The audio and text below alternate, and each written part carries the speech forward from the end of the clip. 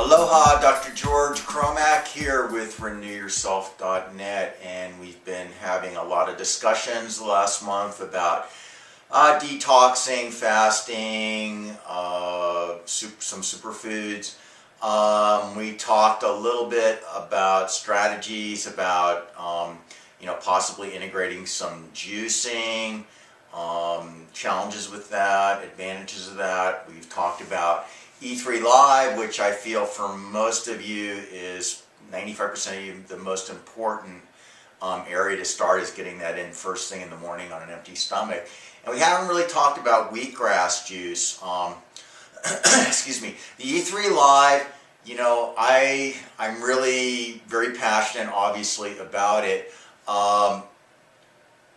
The problem being for some people that are financially really strapped, they may have some resistance to paying the money. I personally think the biggest bang for your buck, if you have any money to spend on supplements, that's the first place to start.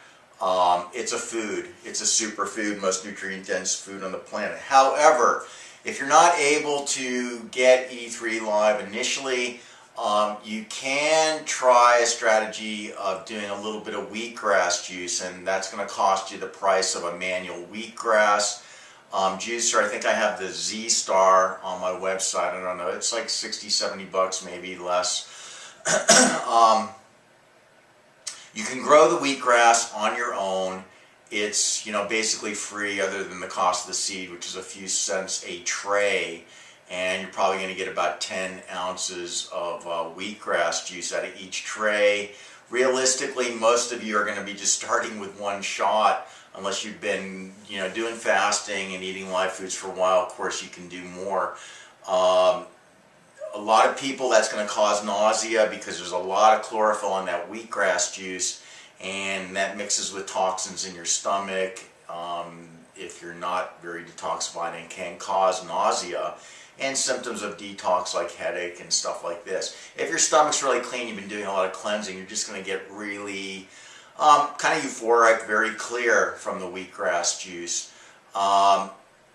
The E3Live has 4 times the chlorophyll of wheatgrass juice, but wheatgrass, that deep green color, just basically very strong in chlorophyll, very alive, and when you juice it, very potent. You don't want to take that after meals. You want to preferably maybe take that in the morning on an empty stomach. Starting with an ounce, and after a couple weeks, if we're doing good, chase that with a little water. You can work up to 2 ounces. Eventually more, like 3-4 ounces at a time. That's it for today. I'll tell you a story next time about one of my wheatgrass juice experiments back when I was in going to chiropractic school back in the late 70s. That's Dr. George Cromack. Aloha.